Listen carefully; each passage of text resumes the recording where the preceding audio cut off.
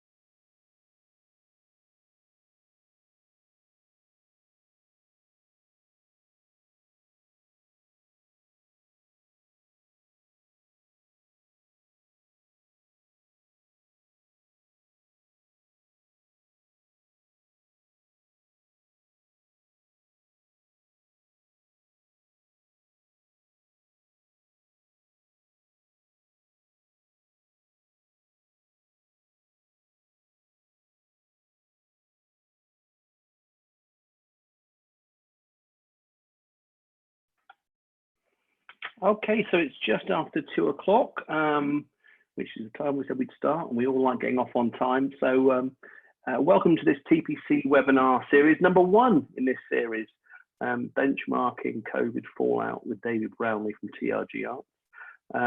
My name is Andrew Thomas. I'm one of the many people that helped put Ticketing Professionals Conference together. And just a quick good morning, afternoon or evening, wherever you are in the world. Delighted that we had so many registrations for this webinar. Mexico, Belgium, Slovenia, Malta, Indiana and Georgia in the US as well. Some great international attendees here today.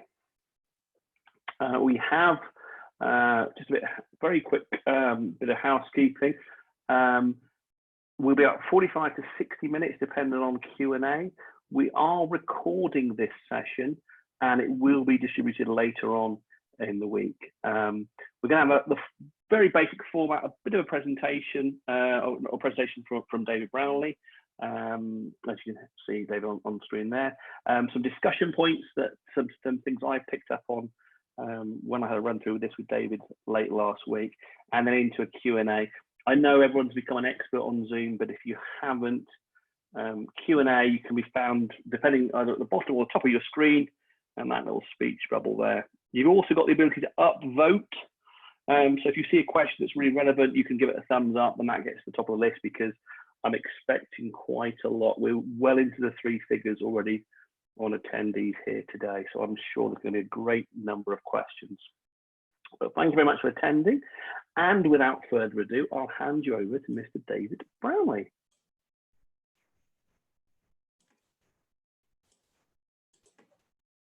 Thank you very much, Andrew. And I can even see your screen, so you haven't got to ask me if I can see it. So you're all good to go. That's wonderful. And hello, everybody.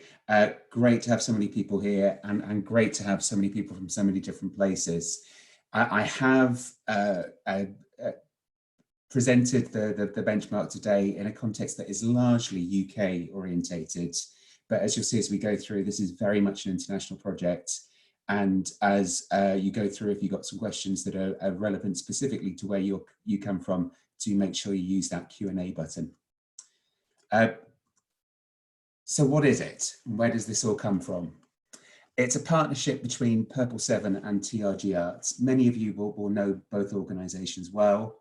But for those of you who don't, Purple 7 is a tech company that's been going for, I think, at least a decade and a half now, initially in the UK and now all around the world. helping organisations get more from the data in their box offices.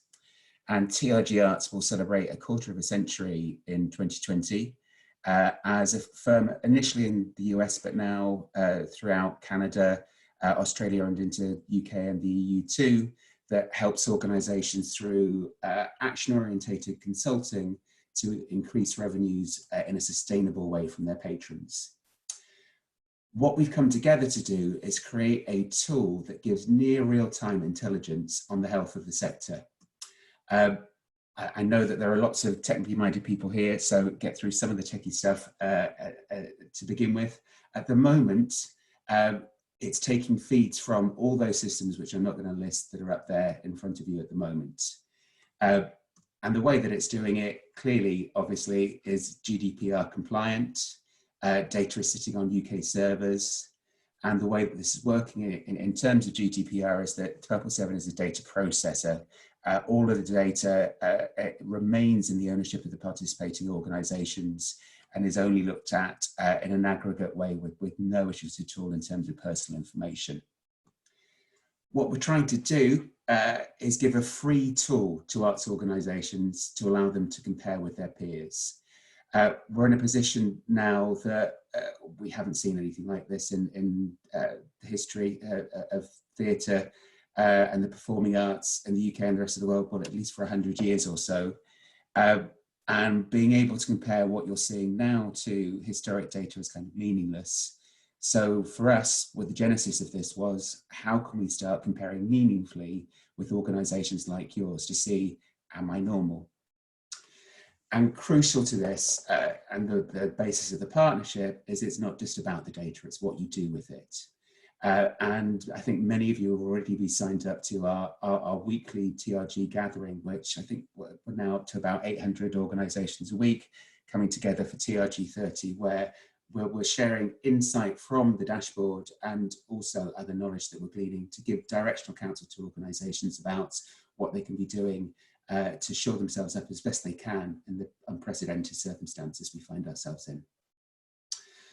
Why are we doing this? Well, kind of 5 different levels of reasons why we're doing this. First of all, for individual organisations, it's a way of them getting their data played back to them in a clear and understandable fashion that they can use internally, that they can use with their stakeholders and funders, that they can share with their boards. In this weird world that we're finding ourselves in, could it be that the record low that you as an organisation is seeing is still actually the best of your peers? Are you best in class? You can't tell this without sharing and having a tool like this. For policymakers, and we're speaking lots to policymakers in the UK and now increasingly in the US and Canada as well, this on an aggregate level gives them an opportunity to be looking at, again, at an almost real-time basis of what's actually happening out there. What I keep hearing from government in the UK is we get surveys, we get surveys, we get surveys. This isn't surveys, this is real data coming in almost real time. And as that data comes through, and as we begin to see from organisations, particularly that are bucking the trend in a positive way, we want to know from them, how are they doing it, what are they doing, and how can we share this back to the sector so that we can all learn. And then finally, international understanding. As we do get out of this and move through to the other side into recovery, we want to know what are the policies, what are the practices happening on a national basis that are helping drive things. And within the next week, I think we will be getting our first comparative figures between the UK and the US. And we'll be able to see in the initial weeks of this situation, what has been the differing impact on both sides of the Atlantic. And although we haven't got a quite large enough sample at the moment, we're getting very close. And initial looking at the data suggests that, yep, there is quite a big difference between the two sides.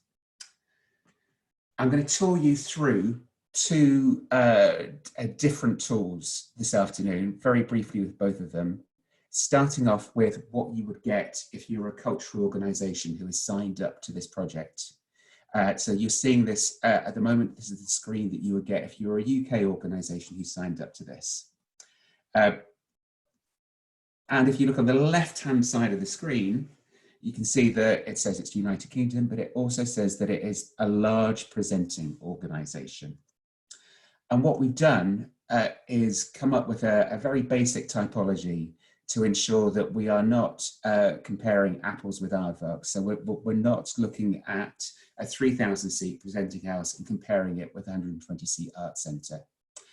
At the moment, we've got these 8 different benchmarking types. There is no reason why we shouldn't expand this over time, and we're very keen to do so. So at the moment, there are various festivals who have signed up, but not enough, we think, to make a viable benchmark. We've got various art house cinemas in there. Again, a few more of those, and we will take them out as well. But at the moment, everything's divided into these 8 different types.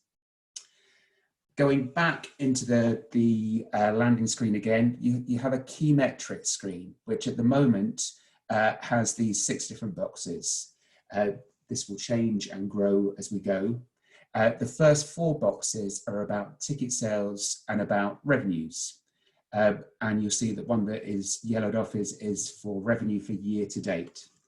And that's showing that for this organisation, which is a large presenting organisation, compared to the other presenting venues of 1,000+ seats who are in the benchmark, this organisation is doing 4% better for the year to date. Its sales are down 32%, the benchmark as a whole is down 36%. We can click on that box and we go through and we can get lots more detail. And what I'm showing you here is 2 yellow lines, both looking at this venue. The dotted line is its revenues in 2019. The solid line is its revenues in 2020. And starting from the beginning of the year, we can see 2 lines that are broadly comparable all the way up until around about the 16th of March, where in 2019, there was a nice big on sale and a terrific few days. And in 2020, it looks like things fell off a cliff and didn't really hugely recover. This looks awful. It is awful. And it's the kind of screen that lots of you will be seeing at the moment if you went into the dashboard, because that is the nature of what's happened to ticket sales since the middle of March in the UK. If we get rid of that last year's revenue and instead click the box at the bottom left-hand side, which is for the benchmark, we get a slightly different story. Again, since the beginning of the year, there are peaks and troughs for both the benchmark and for this organisation. And you'll see that for the 16th of March, the yellow for this organisation is falling off a cliff, but that cliff is nowhere near as steep as for the benchmark as a whole. So for a period of a couple of weeks, this organisation was well outperforming the benchmark. It then was pretty average, and then again has picked up in the last few days. If we go to the left-hand side of the screen, you'll see that as well as year to date, there are 30 days trackers on this too. So we can go in and look with greater granularity on a rolling basis with what's been happening across the last 30 days. And you'll see now that for this organisation, if you look towards the top of the screen, in the last 30 days, it's quite significantly outperforming its benchmark. 7% more on revenue, 7% more on ticket sales. And you can see here on revenue, it was pretty similar until they did something around about the 30th of April. And they've seen comparatively remarkably strong sales against the benchmark during that period. I say comparatively because, again, if we look towards the right-hand side of the screen, although we're 7.4% up on the benchmark, actually, the reality is this organisation's only earned £85,000 in the last 30 days compared to almost £500,000 for that same period last year. But given that, as you'll see later on, we're running at an average of 92% below what we were at this time last year, 83% is a pretty good result. And there are some things that that organisation is doing that clearly are having an impact in very, very difficult days. Back to the key metrics screen again, and down at the bottom left, we have something called customer typology. And it's telling us that active was most active segment accounting for 34.4% of bookers for the last 30 days compared to something else for the benchmark as a whole. This all makes a lot more sense when you can understand what the different terms within the typology are. And it's a very simple segmentation based on behavior and behavior around loyalty. So looking at all of their future customers, a proportion of them are new bookers, and these within the parlance of the segmentation are called new customers. We'll come back to everybody who attended in the last 18 months in a minute, but anybody who attended 18 to 36 months ago but hasn't booked 6, in the parlance of this is a stale customer, and if you haven't attended for at least 3 years, you are lapsed. So new customers are people who are appearing on the database for the first time, attended 1.5 to 3 years ago stale, and more than 3 years ago lapsed. Going into more detail in terms of those who have been for the last 18 months, if you've been once before and are now booking again, you're once before. If you've been twice before and you're now booking again, you're a convertee. If you've been 3 to 9 times before and are booking again, you're active. And if you've been 10 or more times, you're a super active customer. Key with all of this is that one of those, at least one of those, has been within the last 18 months. So if I've been 12 times before, but I haven't been for 2 years, I would be stale. If I've been 3 times before, but haven't been in the last 4 years, I'd be lapsed. But basically that big pool in the middle, we have to break it down into 4 because that's a very large chunk of the database. So we've clicked on the box there, and it's taken us in to show initially this organization against its peers. And again, this is the same anonymous, I don't know who this is, but it's a large presenting organization. And a large presenting organization with some really interesting figures in terms of what it's doing. We've seen it's outperforming its peers at the moment. And when we look at 3 of the key segments here, we're seeing some very different figures between it, which is the yellow bars, and its benchmark of comparator 1,000+ seat presenting venues, which is the green lines. So for the benchmark, new customers is the biggest segment. 35% of people who are actually booking at the moment are new customers. They are new to file, new to the database. But for this organization, it's only accounted for 13.2%. And where this organization is significantly overperforming is in the actives, which, if we remember, are those for 3 to 9 times previously, and the super actives who are 10 times plus. So what this organization appears to be doing is very well engaging with its database and getting those people who are its fans and its super fans back and booking in a way that other organizations, its peers, are not doing at the moment. Even if we look slightly further to the right, its stale customers, those who have been before but not for the last 18 months, it's doing a good job of getting those stales back again as well. For me, these figures look a bit weird, particularly that 35% in terms of new customers. I mean, amazing that in the situation that we're in at the moment, that so many bookers are new customers. And if we look at this for the different benchmarking types, that figure varies considerably. And we see it highest when we're looking at those big presenting houses, because they're being driven by title largely rather than by what's on in the venue. The change index, which is the tab at the top right-hand side, if we click on that, it shows us how, for both this venue and the benchmark, those figures are compared to what they were in the same 30-day period last year. So what we're seeing is that even for the benchmark, the proportion of new bookers is down almost 10%. For this venue, it's down over 16%. And the actives across the benchmark as a whole are up by 6.5%, and we're just slightly overperforming them at this venue.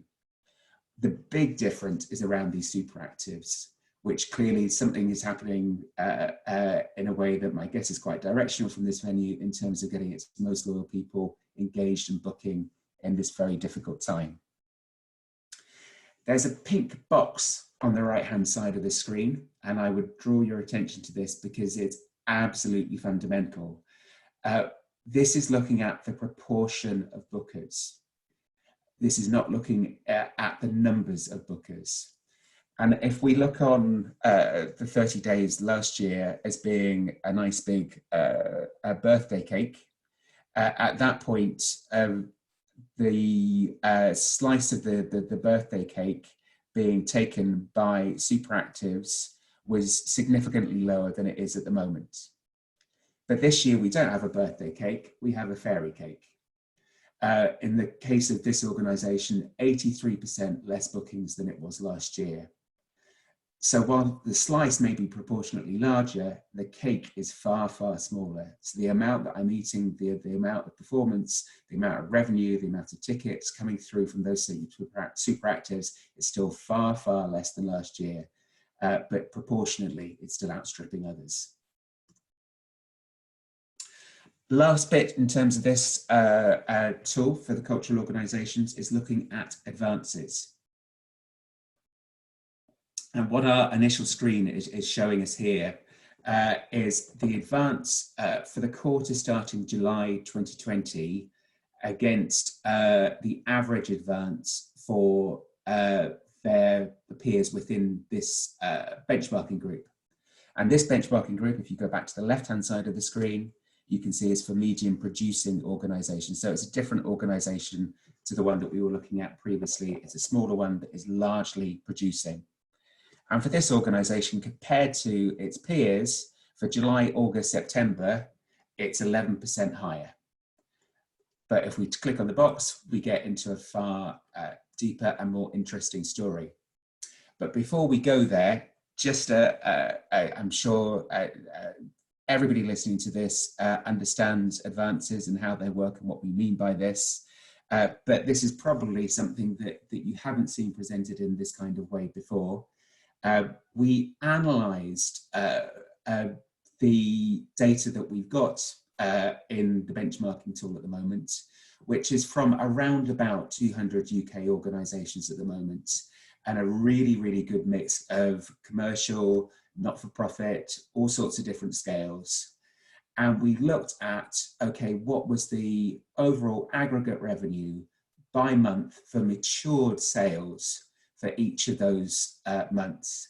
Up until this point, when we've been looking at financial figures, we've been looking at advanced sales from the point where that sale has taken place. We're now looking from a different lens at maturity and saying, okay, in May of 2019, the total aggregate sales revenue from everybody within the benchmark was coming in at just over 60 million. And what we see above that is a figure of 63%. And that means at the start of May, we had sold 63% of the value of tickets that we would have sold in total from matured sales at the end of May. So likewise, June, by the beginning of May, we've sold 55% of the value of tickets for all shows in June by that point, meaning that only another 45% was taken throughout the months of May and June for those shows. If we keep tracking along to the right and start looking at the autumn, we see that our matured September sales, we've actually taken 27% of the box office by the beginning of May. And even Christmas, December, we're up to 16% of our December sales are already in the box office and banked by the beginning of May. And we see this tailing off to in a year's time, we've taken 1% of our sales in April. For this organisation, we've now clicked on the box and we're looking at their sales, advanced sales this year in the yellowed out boxes, as opposed to what they were doing for the yellow outline boxes. And this is done month by month by month. There is an oddity here that November has disappeared, and there's a reason for that, which is November, they haven't sold any tickets for November yet at this point this year. And at this point last year, they hadn't sold any tickets for November yet. They did sell tickets for November, and fingers crossed they will sell tickets for November this year. But at this point, on the 11th of May, they hadn't sold any tickets at that point. And when we look through here,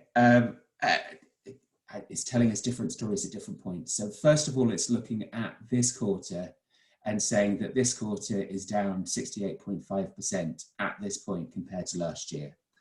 Now, clearly, unless some miracle happens and we're all back again and have performances on in June, this is not a true statement of their position, but it is showing the fact that they still have got some bookings on their system which have not been refunded at this point, which is giving them false figures there in terms of what's happening.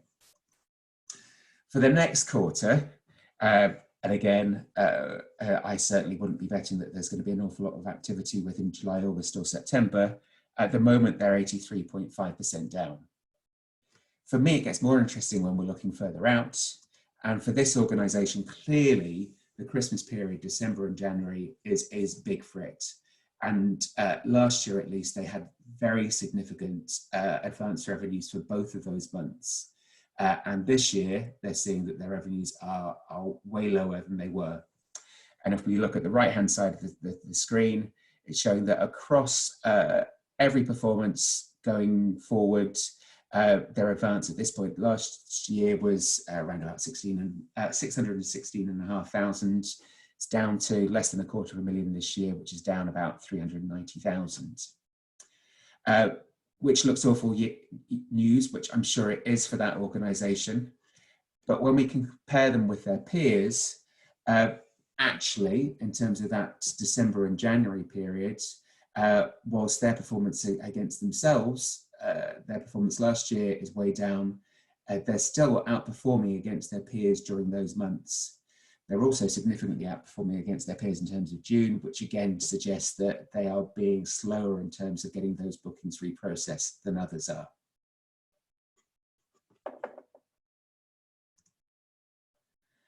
That was the dashboard that we're currently sharing with cultural organisations. It is evolving, and I'll talk more at the end of this in terms of how it's evolving and other things that we're adding to it. But we're also working with trade associations, trusts and foundations, arts councils in the UK and beyond, and also the Department for Digital Culture, Media and Sport, to provide them with anonymous aggregate data to give them a good idea of just how large an impact the crisis is having on the sector as a whole. And at the moment, the tool looks something like this. I'm looking at the moment at the tickets sales and revenue tracker, which you'll see from the top right-hand side of the screen. I can do different things to it in terms of filtering the data. And at the moment, I've got this set for the shoulder periods from the beginning of February to the 16th of March, when everything got turned off. And at the moment, I'm looking at it for all of the 8 different benchmarking types.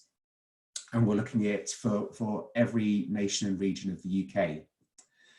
And the yellow is showing us the revenue this year. The green is showing us the revenue last year. It looks a bit odd in the middle where there's a little gap because there's only February 29th once every 4 years. And that's why there isn't a continuous growth. But what we're seeing here, I think, is a tale through most of February and even into March, where there was similar levels of sales across both years. And as we got really deeply into March, that gap was growing at that point. On the right-hand y-axis, you can see the numbers of daily COVID confirmed cases going along as well. We can see this visualized like this, but we can also dig into the data and get the figures. And what we've seen here is that for the UK as a whole, across that period, we saw a drop in revenue of 20.1%. That's for the whole of the UK. By going into top middle of the screen and changing the region, we can look just at Scotland. And for Scotland, during that period, that 6-week shoulder period, a 33% drop in revenue. So significantly bigger hit earlier on in Scotland. And you may have seen, if you're readers of Stage and other journals, that we've done some more crunching on this and seen different impact in different nations and shared that externally. Now we're back in again, but this time looking from March the 18th onwards, all the way up to last night. The green line being the equivalent days last year, the yellow line being this year, and then COVID cases running behind it, now in the thousands. And what we're seeing is a collapse in sales and a sustained collapse in sales. And sadly, no sign that that line is shifting. And I run this report on a pretty frequent basis, and that figure of 92% has held very firm virtually since the first couple of days since lockdown and the shut of theatres. We're only taking on average 8% of the revenues that we were at this point last year. Back to our advanced sales again, and just a quick reminder of this, that at this point, we would normally be expecting September 27% of our final sales, October 24%, November 19%, and December about 16%. We can look at this on an aggregate basis across the entire benchmark group and compare last year to this year in terms of how we're doing in advances for each of those months. And I have to confess, this surprised me when first looking at it, when we got the functionality through last week. So the green line is the prior year. So when I ran this earlier on this morning, at that point, there was an advance for May of over 35 million. And now at the moment, it's around about 6-7 million. And clearly those won't be turning into bookings. Those will be turning into refunds or moving into booking later on in the year. And that, I think, explains what's happening here. A mixture of really hard work by venues and some great loyalty from customers.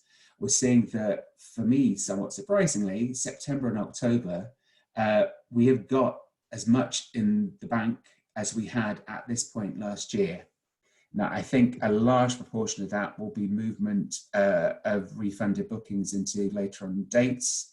But at the moment, that's good news for the autumn. Things begin to drop off a bit for November and significantly more for December, and then pick up again from February, March and April next year, which comparatively are doing well at this stage.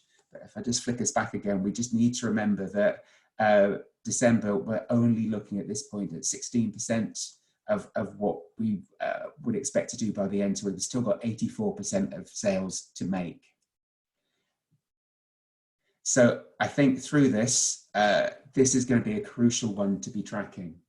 And I think probably like lots of you, I was listening to a radio last night at 7 p.m. and hoping to get some clarity in terms of when is the earliest we could be hoping for things to be reopening, because of all the time and effort to get people out of their spring performances into that September, October, November period. The thought of moving everybody again in terms of hard work for venues and just the tolerance of those wonderful customers is going to be a huge challenge. Finally, before we get into our Q&As and discussion, just a little bit of analysis in terms of who is booking. And again, this is an area that we want to expand on. This was done a couple of weeks into the lockdown. And again, just the caveat that this is proportions, it's not numbers. In terms of numbers, everything has fallen off a cliff. But proportionately, that cliff has been steeper for the 65 to 74-year-olds, and particularly the 75-year-olds who understandably are booking in smaller proportions than they had done previously. That younger age group being down as well, not hugely surprised on that, because we're looking now at advanced bookings and significantly advanced bookings, and it tends to be that younger bookers book closer to the days of the events. So in terms of going forward, what you've seen is the functionality in terms of the cultural organisations benchmark as it stands today. We're hoping that the next piece of the next button on the dashboard is going to be around refunds tracking and looking at the proportion of refunds that an organisation is turning into credit, is turning into donations, is having to refund from those bookings, so that we can see, compare and contrast how organisations are doing, and see where those stars are. And we know that there have been some real stars in terms of being able to ensure that those bookings have not been lost.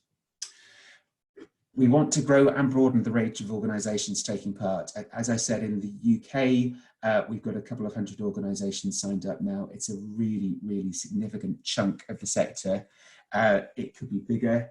There are particular regions in which we would love to see more bookings, more organisations taking part and sharing their data. And we're keen for anybody who wants to be part of this. You will be part of it free of charge. Market recovery. I'm hoping that we're going to see market recovery in the US swiftly as things start reopening in different states there, and following that in Canada and the UK. Being able to track this really, really important as we go. We're talking more with different governments and public bodies, and really, really appreciative of UK Theatre and Salt, who have signed up as partners within this now and are helping to promote this to all of their members as well. So a big thank you to them, a huge thank you to all of the participating organisations, and I know some of you are here today. Also on behalf of TRG and Purple 7, a massive thank you to those organisations who are helping facilitate this. Generally, we know it's not a huge amount of work in terms of setting up feeds and getting them going, but without your engagement and participation, and in some cases huge helpfulness, this will be a far harder task to perform. If you are an arts organisation and you're in the UK or Canada or the US and listening to this, do please come and join us. There's a link there. Go trgarts.com/benchmark. Click on that. It's dead easy to sign in. There are clear terms and conditions. There's full details on there. I think we should be answering any of your questions, but if not, do let us know. And if you are also coming from a ticketing system company or provider, again, we would love to be able to work with you and support your clients in any way that we can do. So if you want to find out more, do email me on that email address, or do find me on LinkedIn. And that's it from me, Andrew, into discussions and questions. Unmute myself, that always helps. That always helps. And hopefully, fingers crossed, you might be able to go back to my screen. I was all ready to go. There we go. Let's go back. Let's go back. Where are we? Where are we? Oh dear. Oh wow. It was all going so well. I was having a quick slurp of my tea, and then suddenly it was all on top of me. So let me have a look there, and let me just make sure I'm sharing the right one there. Questions. Now we've already got quite a few in. So head down or up, depending on how you've got your screen arranged, to the Q&A box. I'm going to start off, David, with, I've got a couple of questions myself, but also there was two very early in, which were from Lydia and Jake. Different questions, but asking the same thing. Lydia's from a science museum, or science center. She said, how would a science center / museum fit in those types and key metrics? And then Jake also asks, from a kind of sports and athletics point of view, because the name TRG Arts kind of says it's a bit very arts. But what about those museums and sports venues? At the moment, the focus is around performing arts. Absolutely, we are really interested in visual arts and museums as well. If your organisation is collecting data in a robust way and an ongoing way, and that's, I think what's come through today is very much about sales. As we develop this, we will be very much looking at donations as well. Yes, we would love to be able to welcome you into part of the benchmark. At the moment, some of those organisations will be using some of the systems that we're working with. There are other major systems which we're not working with, but we would very much like to. So yeah, if you are a museum and think this is something that will be helpful and useful for you and will be good in terms of feeding into key stakeholders in government, please do sign up. And if we can't support you now, we will be talking to you and seeing how we can support you and how we can develop what we're doing later on to make sure that as soon as we possibly can, we're getting you in there and giving you the kind of information against your peers that will be helpful to you. Okay, now there's one at the top of the list that's got 10 thumbs up from Richard A about the new customer figure, but I'm just going to try and get through a couple here that have got probably more thumbs up to when you add them all up, which is about from an anonymous attendee and Ogo asking about kind of advanced sales and cancellations.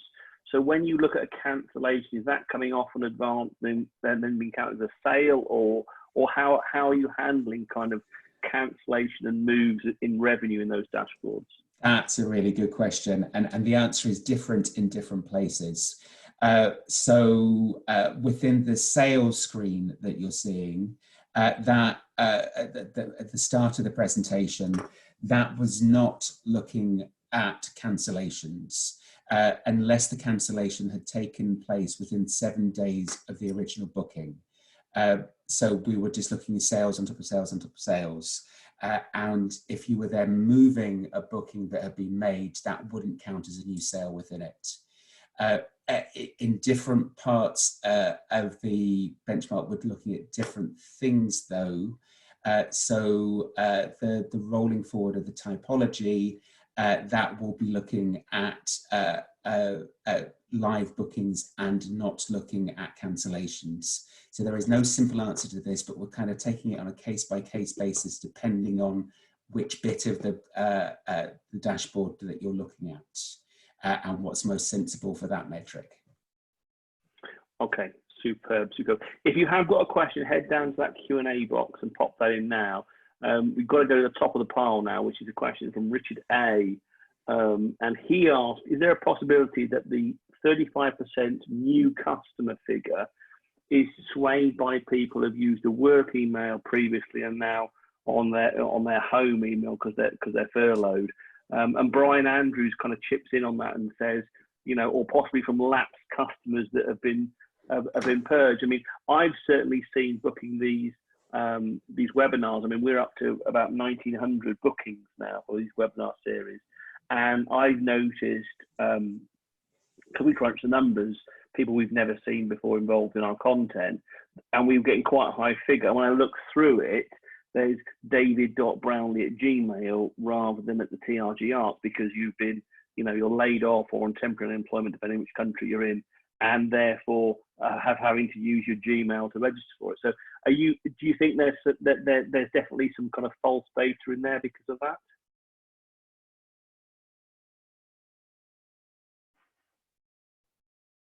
Hello? Are you there, David?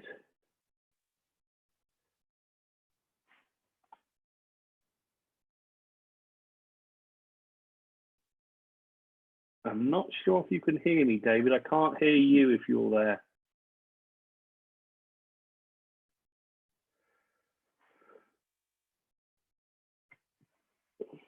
Nope.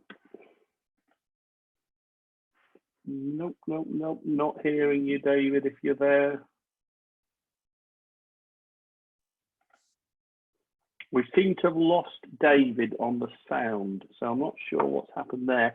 Certainly, Richard, I think yes. I think there's definitely a case, like I said, that we have actually we've seen from a TPC point of view, new customers, so to speak, or new people on mailing lists that are kind of repetitions of name with a Gmail email address.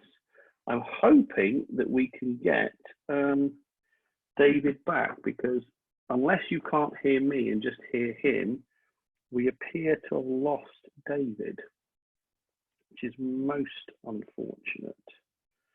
Let's have a look. We'll go into the other questions and see where else. If you have got a question, head on down and see if you can put a question in there.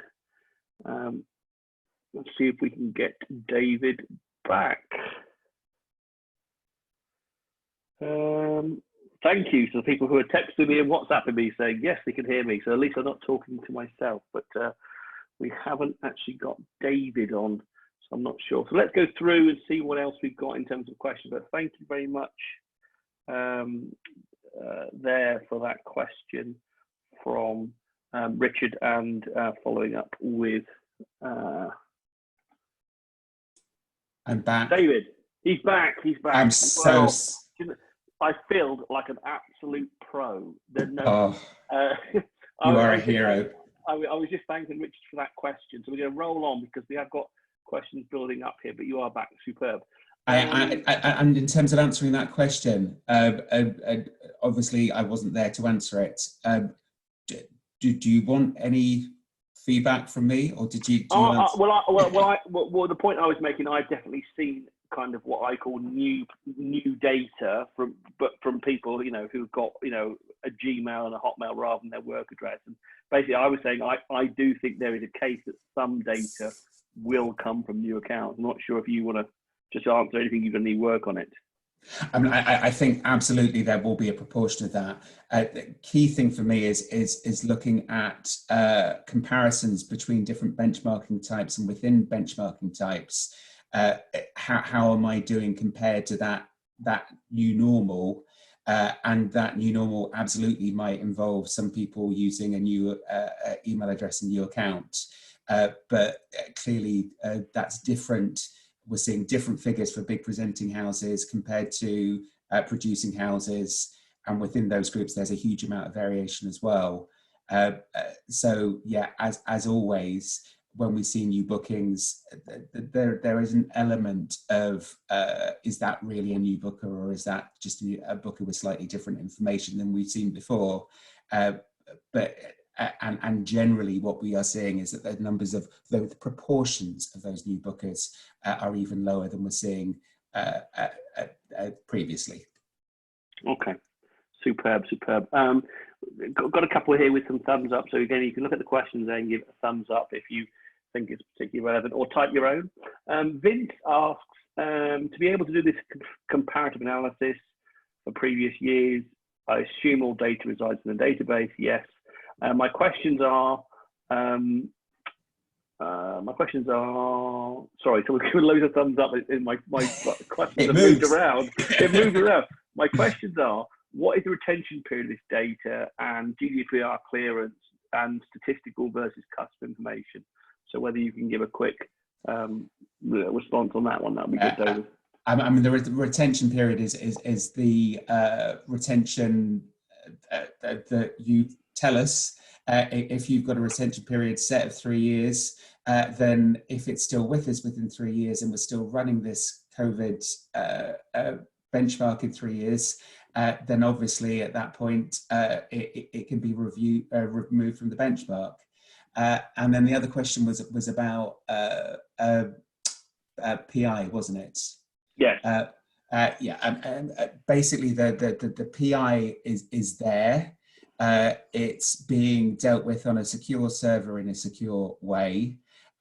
It's not personal information that Purple 7 or we TRG Arts can't get to it. Purple 7 are only using it as the organization's data processor, and that personal information is useful to have in terms of some of the things we talked about queue bookers and all of that kind of thing.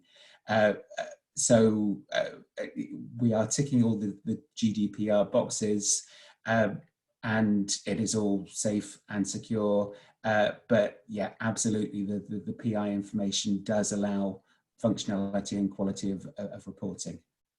Okay, superb. 3 more to get through, which I think we'll have time for before we wrap up.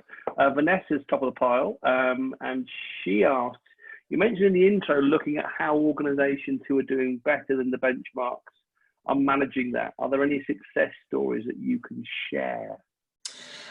On what we're seeing, I think at the moment is organisations who are focusing on their loyalists, who are absolutely seeing results that are better than the benchmarking norms.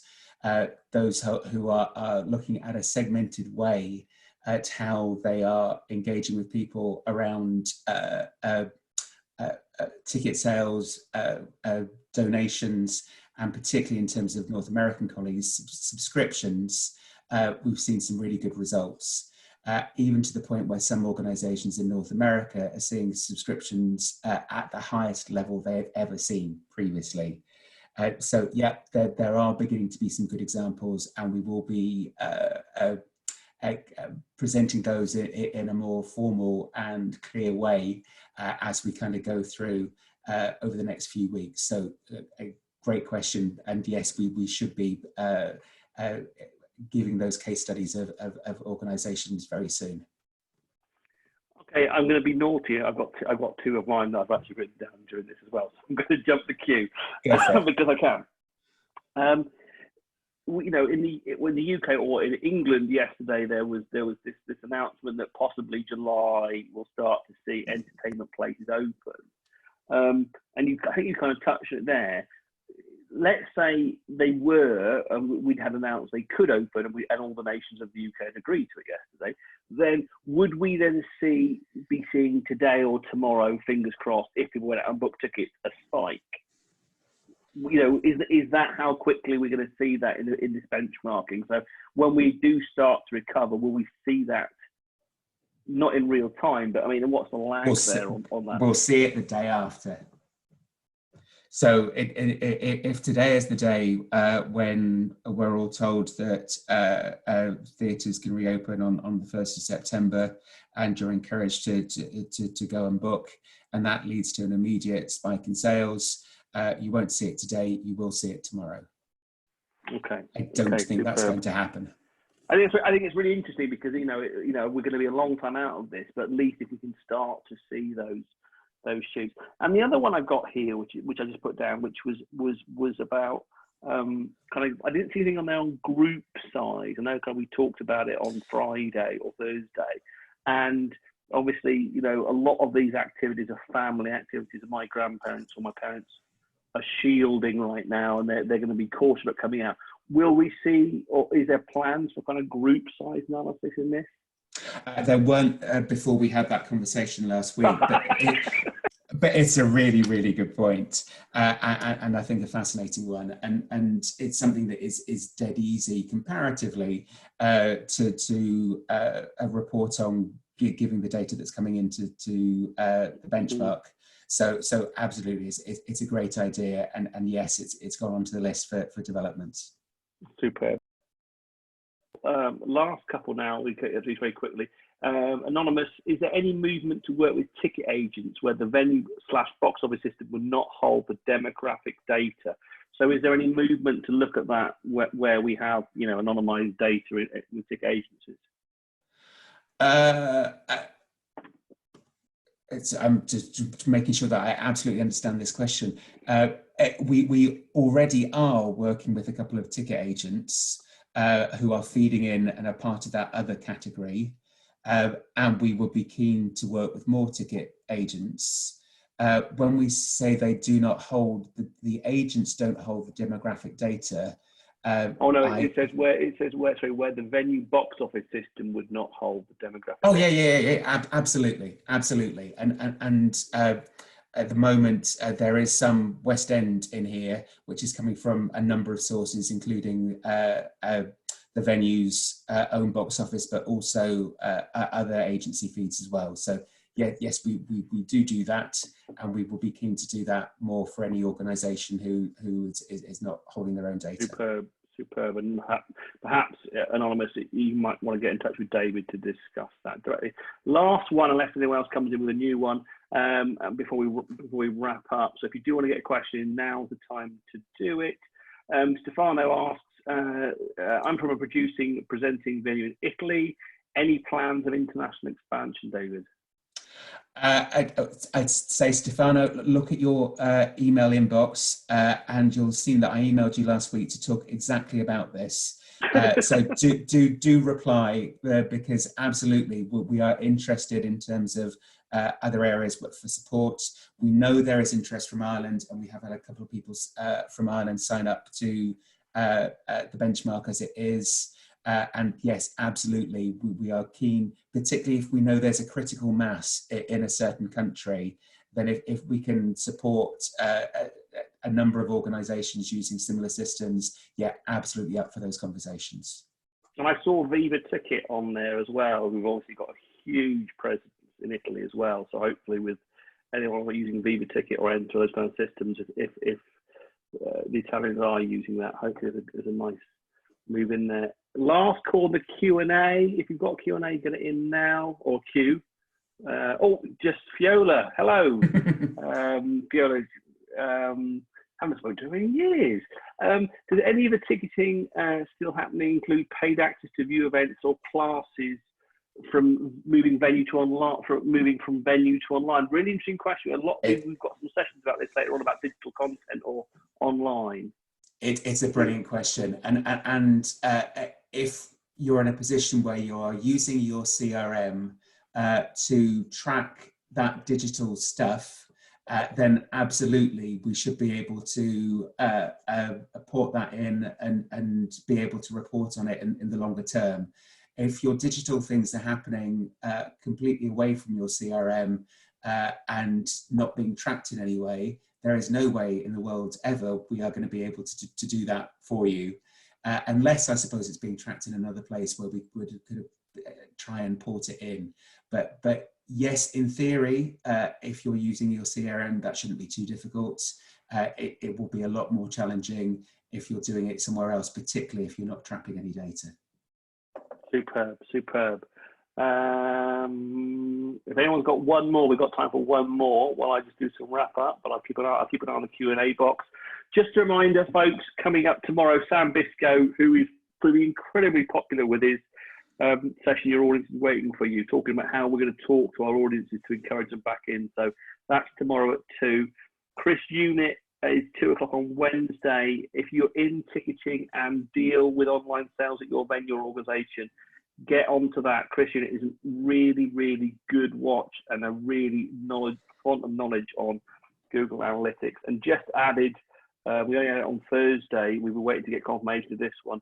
Reducing membership churn as renewals occur. Kate and Erin from Testosterone Network are doing that on the 20th of May. So when you register for this one, some of those may not have been online. We've added quite a few more since we got on sale. Well, all it remains to do is thank you very much, David. We passed the details on of people who opted in for contact or sharing with you. So you're going to drop them a line, if I'm correct. Is that correct? We will indeed, yes. Superb. We, Ticketing Professionals, we're trying not to email you thank you emails and those kind of things, because we realise a lot of you have signed up for many of these sessions. So thank you very much, David. Superb. You've set the standard now for the first of these. Thank you, Andrew. And thank you, everyone. And you can see there's been a question about registering for the rest of the sessions. Oh, yes.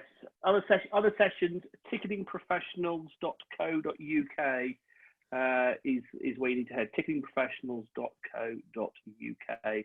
And they've got all the sessions on there. And I think there are about 16 on there now, so head on over there. So once again, thank you very much, David, and thank you for attending.